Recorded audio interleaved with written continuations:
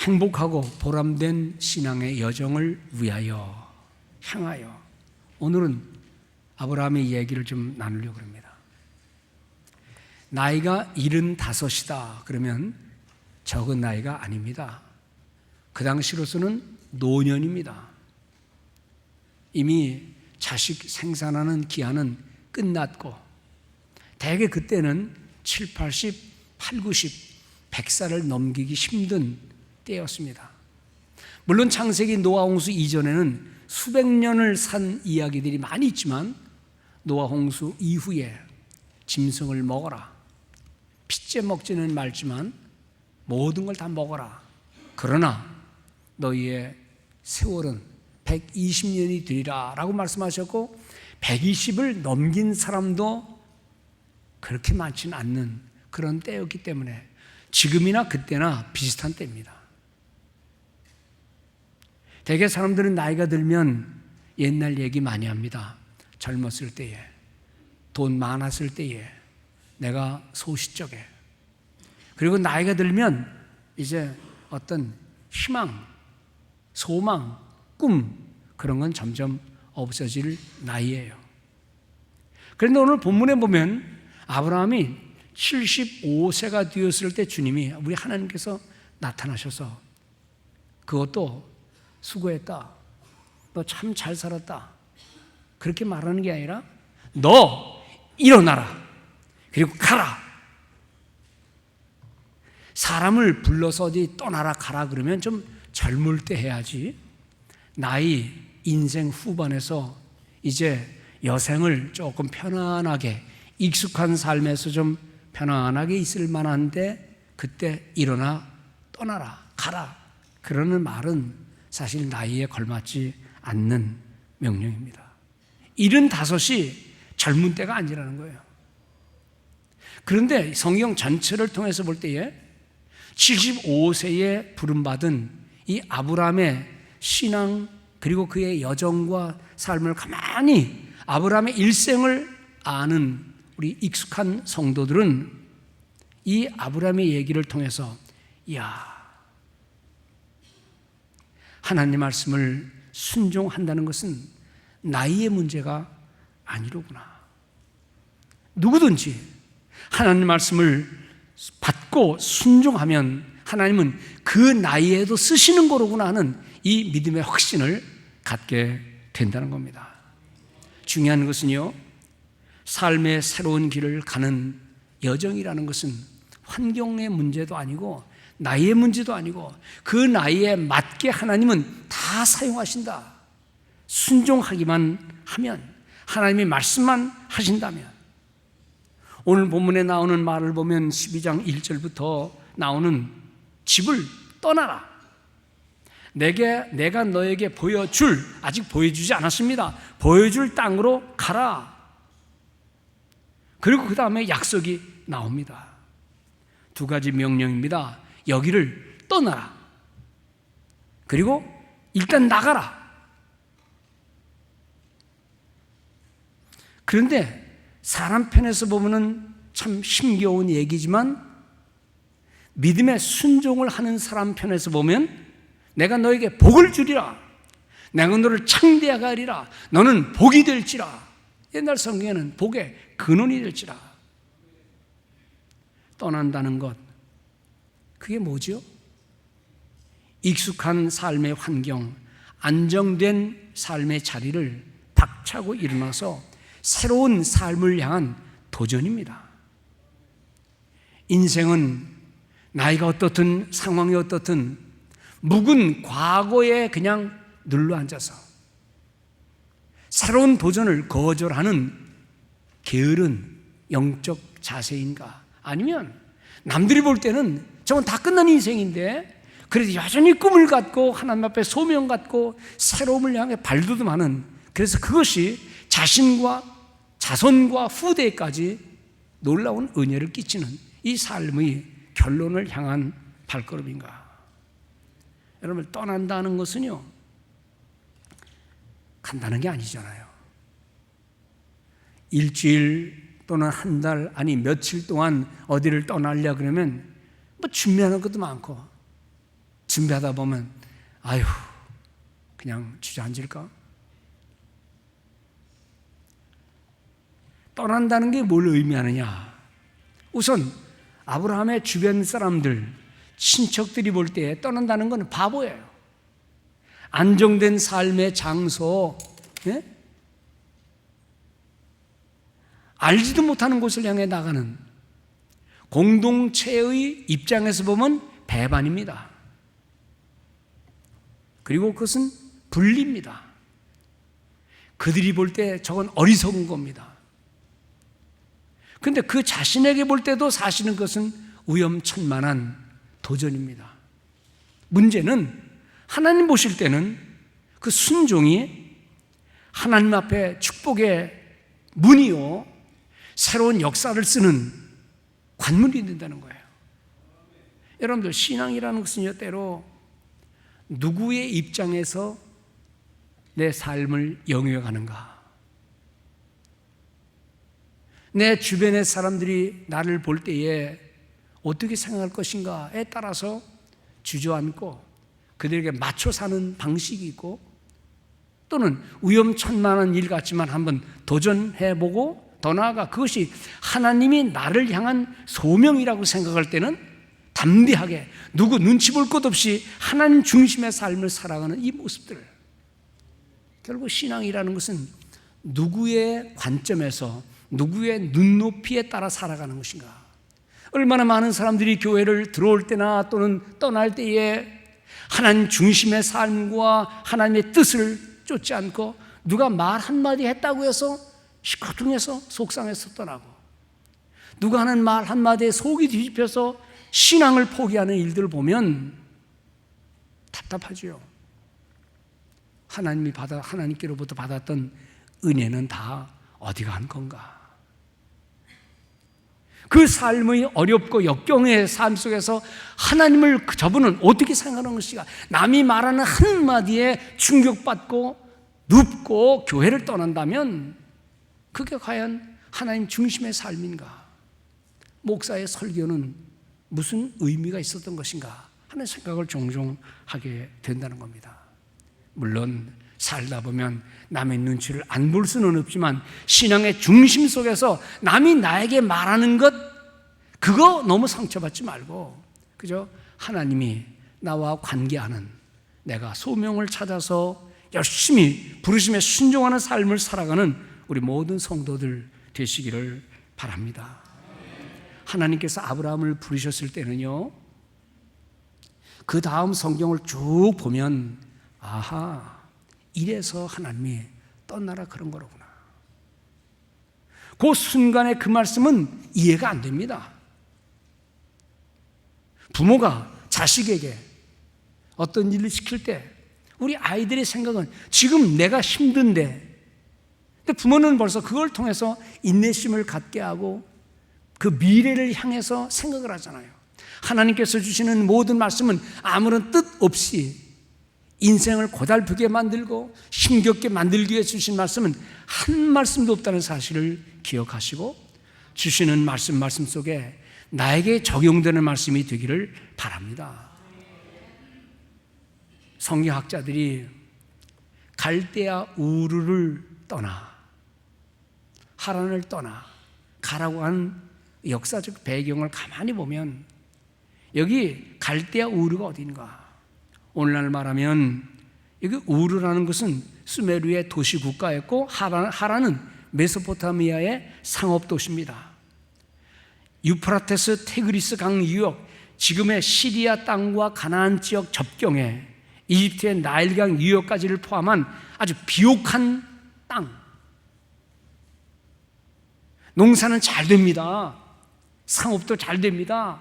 그런데 그곳은 달을 섬기는 달신, 그거밖에도 우상을 많이 섬기는 그 땅에서 하나님은 그 아브라함을 통해서 장차 이룰 뭔가를 염려하시면서 그리고 기대하시면서 아브라함을 그것을 떠나라 그러신 거예요. 역사학자들의 말을 빌리면 참 거기는 초승달 모양처럼 생긴 그 비옥한 땅, 삶의 풍요로움이 있고, 그런데 삶의 풍요로움이 있는 게 아니라 우상이 극심해서 달도 섬기고 해도 섬기고 온갖 것 다 섬기는 그 땅에서 하나님은 희망을 바라보기 위해서 믿음의 사람 아브라함을 택하여 그 가문을 이삭에게 나온 거예요. 한낱 피조물에 불과한 달을 섬기면서 풍요로운 축제와 더불어서 우상 신을 섬기는 그곳을 떠나서 하나님이 선택한 땅을 향해 가려고 한 이 하나님의 뜻, 아브라함이 다 알지는 못했겠지만 아브라함 벌떡 일어나서 누가 의논했겠어요? 그리고 신앙의 혈단 가지고 길을 떠난 모습을 우리가 보는 겁니다. 어떻게 보면 아브라함의 떠남이라는 것은 모든 안정과 보호의 울타리와 모든 풍요로움을 걷어버리고 세상 사람들이 볼 때는 힘겨운 불구덩이 속으로 들어가는 것 같지만 하나님의 신실한 약속을 믿었던 아브라함은 미래를 알지 못하지만 일어나서 떠났다는 사실을 우리가 보고 배우는 사실입니다. 사실 아브라함도 하나님의 뜻에 순종하는 것이 익숙하기보다는 그저 편안한 생활, 나이는 75세 이르렀고 모든 것이 안정된 행복한 삶 속에서 하나님이 보신 것은 그걸 보는 게 아니라 영적인 미래의 민족이 구원받고 그 민족뿐만 아니라 이방까지 구원받을 놀라운 은혜를 생각하면서 아브라함을 불러 세우신 사실입니다. 히브리서 11장 8절에 보면 바로 이 내용을 히브리서 저자는 상기하면서 믿음으로 아브라함은 부르심을 받았을 때에 뭐로요? 믿음으로 아브라함은 부르심을 받았을 때에 순종하여 갈 바를 알지 못하고 나갔으며, 이거 바보 아니에요? 어디로 가라 그래야 가는 거 아닙니까? 왜 나를 가라 그럽니까? 라고 따져야 되는 거 아닙니까? 그러나 하나님의 말씀에는, 하나님의 모든 말씀에는 우리가 채 이해하지 못하는, 우리가 다 파악하지 못하는 그 수많은 말씀들 속에서 우리에게 필요한 것은 그저 듣고 순종하는 결단이 필요하다는 사실을 말씀하는 겁니다. 길도 알지 못한 채, 구체적인 목적도 알지 못한 채 떠나라 할 때에 아브라함의 믿음은 일어나서 떠난 거예요. 아직 보여지지 않은 갈 바를 알지 못하고 떠났다. 믿음의 본질에 대한 이야기입니다. 히브리서 11장에는 믿음이라는 것이며 믿음의 본질, 우리의 생각과 우리의 판단을 뒤로 한 채 주신 말씀에 순종하는 겁니다. 아브라함의 믿음이 정말 위대한 것은 우리는 성경이 있기 때문에 이 성경에 약속이 있고 성경을 읽고 이게 하나님의 뜻이로구나 하고 그 뜻을 읽고 이해하면서도 순종하지 못합니다. 그런데 아브라함에게는 그런 글이 없었어요. 의도도 없었어요. 주님이 말씀하시니 그냥 일어나는 이 믿음, 다 알려진 성경의 지식을 알면서도 순종하지 못하는 우리의 못난 신앙과는 달리 아브라함은 갈 바를 알지 못하고 떠났다는 사실입니다. 고향, 친척, 네 아버지 집 떠나라. 여러분, 그게 쉬운 겁니까? 그러나 이 말씀 속에서는요, 하나님이 그에게 주실 미래를 향한 믿음을 갖고 앞을 향해 나간 아브라함의 신앙, 다 이해하지는 못해도 그저 말씀에 순종하는 삶을 살 때에 in the end, 결국은 우리의 삶의 후반부에는 모든 것을 전체적으로 보시는 그 하나님 앞에 순종의 삶을 살아가는 우리 모든 복된 성도들 되시기 바랍니다. 만일 반대로 이제 아브라함이 말씀해 주셔야죠, 무슨 약속이 있어야지요 라고 계속 우기면서 뒤로 밀었다면 아브라함의 신앙이 우리에게 이렇게 영향을 줄 이유도 없었을 것이고, 아브라함은 저 멀리 예수 그리스도의 계보에까지 갈 이유도 없었을 것입니다. 그저 아버지 대라 밑에서 우상 숭배하고 풍요로운 삶 속에서 만족을 느끼는, 떠나지 않았더라면 옛 삶의 모습 그대로 있을 텐데, 믿음을 가진 아브라함은 믿음으로 산다는 것이 무엇인가를 몸소 그의 삶을 통하여 우리에게 보여주었습니다. 주신 것입니다. 이것은 위치나 장소의 문제가 아니라 우리의 마음, 삶의 결단을 요구하는 하나님의 말씀인 줄 믿습니다. 옛 습관과 사고방식에서 벗어나지 못하는 우리의 못난 모습과는 달리 나한테 그만 얘기하세요. 왜 나한테 자꾸만 그걸 얘기합니까? 라고 말하지 않고 주시는 말씀에 순종하여 변화하는 성도의 아름다운 모습을 통하여 본인도 자손도 후대에 길이 남는 믿음의 본을 보였다는 것입니다. 떠나야 할 때 떠나지 못하고 그 우상의 자리에서 벌떡 일어나서 나갔어야 될 그 모습을 많이 그가 거절했다면 어떻게 됐을까? 이제 시간이 한참 지나서 아브라함이 죽고 그 아들 이삭이 등장하고 그 아들 이삭도 죽고 그 아들 즉 아브라함에게는 손잡을 되는 야곱에 대한 얘기가 창세기 33장 34장 그 전에도 쭉 나오다가 그 아브라함의 조상 아브라함과는 좀 다른 야곱의 모습, 그도 수많은 굴곡진 세월을 살았지만 하나님 말씀에 순종하는 것이 무엇인가를 그의 실패한 삶을 통하여 우리는 배우게 됩니다. 20여 년간의 타향살이 속에서 얻어진 수많은 재물과 가축과 가족들을 끌고 나오는 야곱, 그의 가야 할 목적지는 고향 땅 그리고 베델이었습니다. 왜냐하면 베델에서 그가 꿈을 꿨을 때 하나님이 그에게 나타나서 약속을 주셨어요. 그는 기도하기를 하나님 나에게 먹을 것과 입을 것만 주시면 내가 나에게 나타난 주님을 섬기기 위해 여기다 성전을 세우겠습니다. 약속을 했어요. 그런데 성공했어요. 그리고 베델을 향하여 고향 땅을 향해 가는 도중에 그는 세겜이라는 땅을 지나게 되었습니다. 보니까 동네 사람들도 많고 기름진 옥토가 있길래 여행하는 사람이 해서는 안 될 일을 그는 했어요. 그는 돈을 주고 그 땅을 샀습니다. 왜요? 보기에 좋았으니까.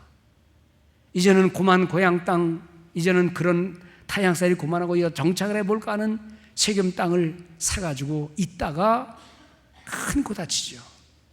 막내딸 디나가 그 땅의 추장의 아들에게 강간을 당하고 형제들이 그걸 보고 조금 참다가 머리를 낀 다음 거기 있는 젊은이들을 죽이는데 중과 부족입니다.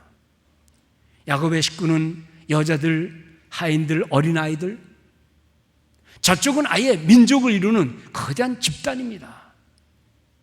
이 얘기를 듣고 야곱이 눈물을 흘리며 통곡합니다. 이제 너희들이 한 모든 일로 우리는 다 죽게 되었다. 이 말을 들었을 때 아들들이 하는 말, 아버지 우리 막내 동생을 그렇게 만든 저 자식들을 그냥 두란 말입니까? 하고 따집니다. 그때에 야곱이 하나님 앞에 기억하는 것이 있습니다.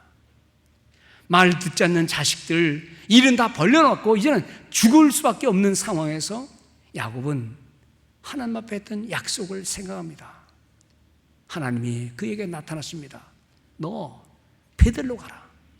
너 나에게 말했던 약속이 있지 않냐? 너 길을 가다가 왜 거기에 중지하고 땅을 사서 정착하려고 그러느냐? 거기는 네가 머물 곳이 아니다라는 말씀하시면서 그를 밀어내는 장면을 보면서 그는 온 식구들을 모으고 옷을 다 갈아입고 우상 신상을 다 버리고 다시 베델로 향하여 가자라는 그 출발의 아름다운 모습을 갖게 되는 겁니다. 야곱의 나이가 그때 젊은 청년입니까? 이미 청년의 띠를 지나고 20년의 세월을 지내고 중년의 세월을 지내면서 이제 그도 세겜 땅을 산 이유가 있을 거예요. 좀 정착하자.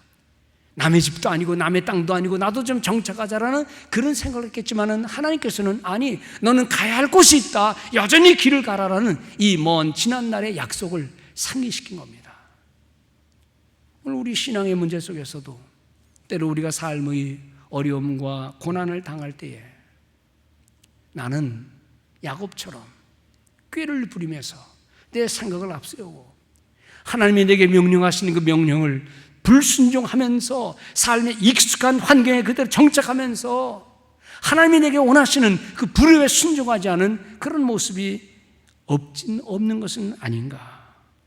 어떻게 보면 삶이란 결단의 연속입니다. 문제는 내 나이가 지금 이 상태인데, 내 지금 환경이 이런데 하면서 그걸 핑계 삼아서 하나님이 부르신 부름의 상, 하나님이 우리에게 주신 소명의식, 그것을 잊어버리는 우리의 나약한 모습이 있다는 사실을 잊어서는 안 될 줄 압니다. 조금 먹고 배부른 우리 한국 사회, 지난날 그 많은 고통과 고난의 세월 속에서 우리 민족이 부르짖은 기도가 있었고, 신앙의 위대한 사람들이 부르짖은 기도의 내용이 있었는데, 그거 다 잊어먹고 그냥 익숙한 생활, 안정된 생활, 아무런 어려움 없으니 그대로 머물러 있을 때 오는 하나님의 음성을 듣고 삶의 결단을 순간순간마다 행하는 복 있는 성도들 되시기를 바랍니다. 또 한 가지 생각할 것은, 여기 본문에 보면 하나님과 아브라함과의 대화입니다. 내가 너에게, 내가 너를, 1대1의 문제입니다. 하나님과 나와의 관계입니다. 어떻게 보면 신앙이라는 것은 나와 민족과의 관계도 아니고 나와 공동체의 관계도 아니고 가장 중요한 기본적인 것은 나와 하나님과의 관계예요. 부모가 아무리 신앙을 잘했든 못했든, 민족이 어떻든 저떻든 지금 나와 하나님과의 이 독존적인 실존적인 관계 속에서 나는 하나님에게 어떤 존재냐, 나는 하나님의 말씀에 얼마나 순종하는가. 인생 모두를 부르시는 것 같지만 실은 그 내면을 보면 우리 한 사람 한 사람을 부른다는 사실을, 부모를 부르는 거 아니라 바로 너 자식을 부르는다는 사실을, 공동체를 부르는 것 같지만 공동체에 속한 한 사람 한 사람을 향한 하나님의 부르심이 있다는 사실을 잊지 마시기를 바랍니다. 하나님이 우리를 향하여 명하실 때에, 말씀을 통하여 순종을 요구하실 때, 하나님 왜 나한테만 그럽니까? 왜 나한테만 그렇게 요구합니까? 라고 말하지 마세요. 그것이 바로 나와 여러분들을 향한 하나님의 뜻인 줄 알고, 왜 나만이라 그러지 말고, 하나님 나에게 말씀하시니 감사합니다. 실존적인 면에서 하나님의 말씀을 듣는, 순종하는 성도들 되시기 바랍니다. 우리가 사실은 함께 모여 예배를 드리고 함께 모여 말씀을 듣지만, 이 말씀은 바로 여러분 한 사람 한 사람을 향한 말씀인 것을 기억하고, 하나님 저 말씀이 나에게 적용되게 하여 주옵소서. 하나님의 부르심과 그 축복은요, 개인적이요, 개별적이요, 실존적이요, 독존적이요. 그러므로 개인적인 순종과 헌신을 따라서 남이 하니까 남이 안 하니까 나도 하지 말고요, 여러분 자신의 삶의 문제를 하나님께 두면서 이 세계의 역사를 가만히 보면은요, 한 사람의 결단과 한 사람의 비전과 한 사람의 열정에 의해서 많은 역사가 진행된다는 사실을 잊지 마시기 바랍니다. 나 한 사람의 회심, 나 한 사람의 결단, 나 한 사람의 열정, 다른 사람에게 그걸 요구하지 말고 내가 그 말씀에 순종하는 바로 내가 되게 하여 주옵소서. 여러분들, 한 분 예수 그리스도의 삶과 그분의 생애 때문에 우리가 구원받은 거 아닙니까? 그 구원의 흔적을 뒤따라가기 위해서 한 사람 한 사람 그 제자들이 삶을 변하여 주변에 복음을 전했을 때에 사회가 변한 것 아닙니까? 한 사람의 영향. 하나님, 나는 내가 섬기는 효신교회에서 나는 어떤 존재입니까? 나의 영향은 무엇입니까? 다른 사람에게 평생 예수를 믿으면서 다른 사람에게 하는 말에 영향을 받기보다는 내가 말 한마디 하는 것, 내가 드리는 한마디의 기도를 통해서 누군가에게 영향이 되도록 하는 이 은혜를 간구하는 성도들 되시기 바랍니다. 연못가에 파도가 막 일어납니다. 작은 돌덩어리 하나, 큰 돌덩어리 하나가 파장을 일으켜서 뭔가를 일으키듯이 여러분, 나는 별거 아닙니다. 나는 가진 것도 없습니다. 나는 배운 것도 없습니다. 나는 나이가 이렇게 들었습니다. 말하지 말고요. 75세에 부르신 하나님의 부르심에 응답한 아브라함의 믿음, 주여 나도 그 믿음 본받고 나도 내 익숙한 삶의 안정적인 것 꾀하지 말고 내가 주님 앞에 헌신할 것이 무엇입니까? 이 악해져가는 사회, 뜨거움이 사라져가는 사회, 복음이 싱거워지는 사회 속에서 하나님 내 삶을 통하여 뭔가 조금 영향을 주어서 내 자녀들이 엄마의 기도에 아빠의 분명한 신앙생활에 영향을 얻도록 주여 나를 사용해 주옵소서. 기도하는 성도들 되시기 바랍니다. One man's vision, 한 사람의 비전, 한 사람의 열정, 그것이 불신 가족도, 불신앙의 사회도, 내가 살아가는 삶의 모든 구석구석에서도 어떤 역사를 일으키는 거예요. 저 나만 장군의 얘기를 알지 않습니까? 아니, 아람 나라는 그 엄청난 나라의 군대의 장군이면서 그 모든 군대를 거느리는 장관. 그런데 장관이면 뭐합니까? 속으로 지금 썩어 들어가는 나병이 있는데 아무도 알지 못하는 그 나병에 대한 얘기를 아마 집안에서 소근소근 얘기했겠죠. 그 얘기를 들은 어린 소녀, 어린 여자아이가 그 얘기를 듣더니 지나가는 말로 한 건지 진지한 말로 한 건지 모르지만 우리 주인님이 저 우리 나라 내가 잡혀온 망한 나라에 선지자님한테 가면 나을 수 있을 텐데요 라는 말 한마디, 그 말 한마디에 뭐라도 잡으려고 하는 그런 생각을 가졌던 그 나만 장군에게 그 소리가 들어가서 믿거나 말거나 가봅시다. 그래서 늘 하듯이 그죠, 금은 보화 뇌물 잔뜩 가지고 와서 선지자를 찾아갔지만 그놈의 선지자가 나와 보지도 않고 영접하지도 않고 사람을 시켜서 하는 말이 저 요단강에 가서 7번 물에 담갔다 일어났다 하라, 그렇게 말하라. 그 말을 들은 나만 장군이 머리가 끝이 화가 났습니다. 이런 무리한, 내가 누군데? 아니 우리나라에는 강이 없어서 그러느냐? 돌아가자 하고 뒤돌아 서려는데 또 어떤 지혜로운 한 사람 신하가, 장군님, 만일 선지자가 그거보다 더 힘든 일을 시켰더라도 할판국인데 아니 물속에 들어갔다 나왔다 하는 거 왜 못합니까? 라고 말할 때 글쎄 또 그것도 그러네 해가지고 한 거예요. 잡혀온 한 여자의 말,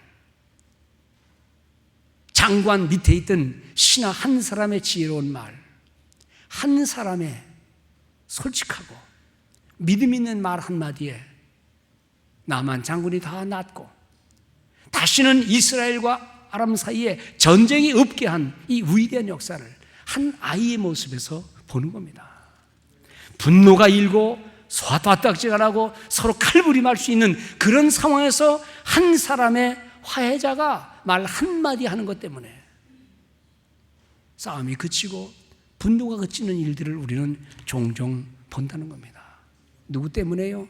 한 사람 때문에. 영어 단어에 through라는 말이 있어요. 통하여. through neck. 길거리 이름 있죠? through. 무엇을 통해서. 바라기는 성도 여러분들, 아브라함을 통해서 75세나 된 이후의 삶은 80, 90, 100세까지 돼요. 그런데 그 노인된 모습에서 그의 행위를 통하여 믿음의 본질이 뭔가를 가르쳤고 그의 몸을 통하여 예수 그리스도 탄생하는 이 놀라운 은혜가 나왔는데 오늘 우리는 내 주변에서 어떤 역할을 하면서 살고 있는가? 자신을 돌아보면서 하나님께서 여러분들의 언어를 사용하시고 여러분들의 미소를 사용하시고 여러분들의 착한 말 한마디를 사용하셔서 놀라운 은혜가 전달되는 복된 성도들의 삶 되기를 주의 이름으로 축원을 드립니다. 이제 마지막 한 가지입니다. 아브라함의 믿음은 한 사람의 축복된 삶으로 끝난 게 아니라 그 축복은 이어지고 저 멀리 다윗의 조상 다윗의 후손에까지 이어지는 축복의 근원이 됐다. 너는 복이 될지라라는 말의 근본을 깨닫게 되는 겁니다. 여러분들 삶 자체가 축복의 전도요, 축복의 맥락이요, 축복의 수단이 되었다는 겁니다. 그의 삶이 자손들에게 후손에게 영향을 주었기에 우리는 아브라함의 믿음뿐만 아니라 이삭의 믿음뿐만 아니라 야곱의 믿음, 이스라엘의 믿음. 그래서 야곱은 기도할 때 내 조부 아브라함의 하나님이여라는 말을 했다는 겁니다. 우리의 후손들이 할아버지 할머니를 얼마나 기억할까요? 신앙의 모습에서 우리 증조부의 우리 가문의 우리 아버지의 어머니의 믿음을 얼마나 언급할까요? 오늘 우리는 이러한 시대적인 사명, 가정의 사명, 다음 세대를 향한 사명을 갖고 나의 지금의 순종이, 나의 지금의 주님을 향한 믿음이 다음 세대까지 이어지는 축복된 생애. 지금 보면 다음 세대가 너무 걱정스럽잖아요. 이럴 때에 학교에서, 학원에서, 다른 데서 영향이 아니라 우리 엄마가, 우리 아빠가 불러주는 노래와 나를 위해 하던 기도와 나를 향해서 말씀하신 그 모든 내용들이 그들의 삶에 영향을 줄 수 있도록, 자식들은 말하기를 할아버지가 뭘 안다고, 아버지가 뭘 안다고, 그 나이에 뭘 하시겠다고 라고 말할지는 모르지만요, 믿음을 갖고 행동하는 게 다가 아니고 돈이 다가 아니고 하나님의 축복을 빌어주는 그러한 복의 통로로서의 삶을 살아가는 우리 모든 성도들 되시기 바랍니다. 이 본문에 보세요. 내가 너로 큰 민족을 이루고 내게 복을 주어 내 이름을 창대하게 하려니, 이것은요 자식들만 복되게 한다는 게 아니에요. 이스라엘 민족이 복된다는 거예요. 이스라엘 민족만 복되게 한다는 거 아니에요. 너를 통하여 이방이 복을 받을 것이라고 말씀하고 있어요. 진정한 복의 통로입니다. 때로 우리가 살다 보면 당신 때문에, 아빠 때문에, 엄마 때문에 하고 원망의 말이 나오지만 그것이 변화요. 나의 나됨은 엄마 덕분입니다. 나의 나됨은 할아버지 덕분입니다. 아빠 덕분입니다. 이런 아름다운 믿음의 가문을 이룰 수 있도록 하나님께서 여러분들의 삶을 인도해 주시기를 바랍니다.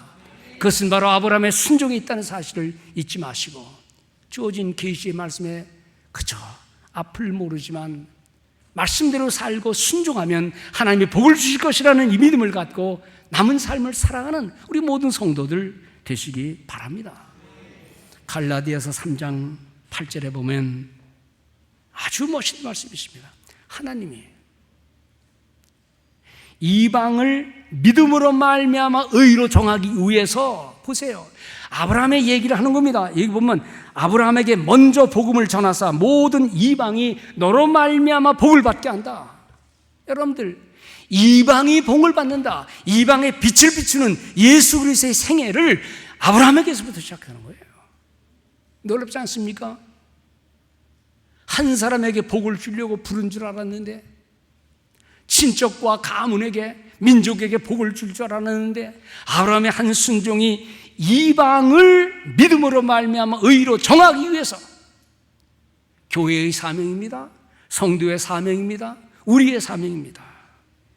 하나님은 모든 만방이 복 받기를 원하는데 우리는 그저 이 복이 나의 때만 있기를, 내 자식에게만 있기를, 아니요, 하늘의 뜻은 그가 아니라 멀리 저 선교지 이방 땅에까지 하나님의 은총이 임하는 이 놀라운 복의 매개자, 나로 인해서 모든 사람이 복을 받는 그런 모습으로 살도록 우리 한 사람 한 사람을, 우리 교회를, 하나님의 사람들을 불러 주셨다는 것입니다. 사도 바울은 사도행전 20장에서 에베소 장로들을 격려하면서 하는 말이, 주는 것이 받는 것보다 복이 더 있다. 나 중심의 삶이 아니라 이타적인 삶, 남을 위해 유익한 삶을 사는 것이 나에게도 복이 되고 모든 이에게 복이 된다 라는 말씀입니다. 나의 자유로 많은 사람이 그리스도에게 이어질 수 있도록 내 자유를 제 멋대로 쓰지 않고 종의 자세로 쓰는 것에 대해서 말씀하고 있습니다. 마틴 루터는 그리스도인의 자유라는 책에서 하나님의 은총은 한 사람에게서 다른 사람에게로 흘러가야만 한다라고 말씀하고 있고, 그 예로서 예수 그리스도의 삶을 언급하고 있습니다. 바로 그겁니다. 로마서 5장 8절 10절에 보면 우리가 죄인 되었을 때에, 하나님과 원수 되었을 때에 하나님은 우리를 위해 자신의 아들을 보내주셔서 십자가에 못 박혀 죽게 하심으로 우리를 구원하시고 그 다음 세대에 이 복을 전하게 하려 했다. 말씀을 정리합니다. 가장 중요한 것은 아무리 어려운 환경, 내 나이, 익숙한 삶, 이제 나에게 뭐 내가 무슨 새로운 일을 합니까? 그런 말 하지 마세요. 죽음에 이르기까지 나이에 맞게 뜻을 갖춘 하나님의 부르심에 순종하는 여러분들 되시기를 바랍니다. 내 판단과 생각을 앞세우지 말고 부르심의 소명을 다하여 사는 복 있는 성도들. 둘째는 누구를 탓하기 전에 나를 부르신 그 부르심에 순종하는 삶을 사는 성도들 되시기 바랍니다. 형제들이 싸우면 엄마 아빠가 이러면서 이리 와. 너 형한테 그러면 되겠어? 너 동생에게 하면 되겠어? 잘못했습니다. 잘못했다 그래? 그럼 이제 동생이 형 내가 잘못했어. 이러면 형님이 아무 소리 안 해. 그럼 이렇게 말합니다. 아빠 내가 잘못했다 그랬는데 형님 가만히 있어. 나 잘못했다는 거 취소야. 여러분들 내가 할 도리를 하면 되는 거예요. 각자가 하면 되는 겁니다. 사회가 이러쿵저러쿵, 교회가 이러쿵저러쿵, 내 이웃이 이러쿵저러쿵 말할 필요 없어요. 그죠? 내가 순종할 때 하나님은 그 복을 주시는 거예요. 참 하나님은 희한한 말씀을 주셨어요. 누가복음 10장에 보면 주님께서 너희 제자들아 너희들 이 집 저 집 다니면서 그 집에게 평안을 빌어라. 그 집이 평안을 받을 만한, 평안의 복을 받을 만한 그릇이 되면 그 집에 네가 원했던 평안이 임할 것이요, 그 집이 그 평안을 받을 만한 자격이 없으면 네가 빈 모든 평안이 내게 올 것이다. 이 말이 뭔 줄 아세요? 우리는 남을 판단할 필요가 없다는 거예요. 내가 주고자 하는 하나님의 사랑과 평안을 주면 그뿐이지. 누구에게든지 저건 받을 만하지 못하다 상대하지 말자, 그게 아니에요. 모든 사람을 향해서 우리는 하나님의 사랑으로 평안을 빌 때 받지 못할 자격 없는 집은 하나님이 알아서 그 모든 빈 평안이 내 것으로 되라, 이 말씀입니다.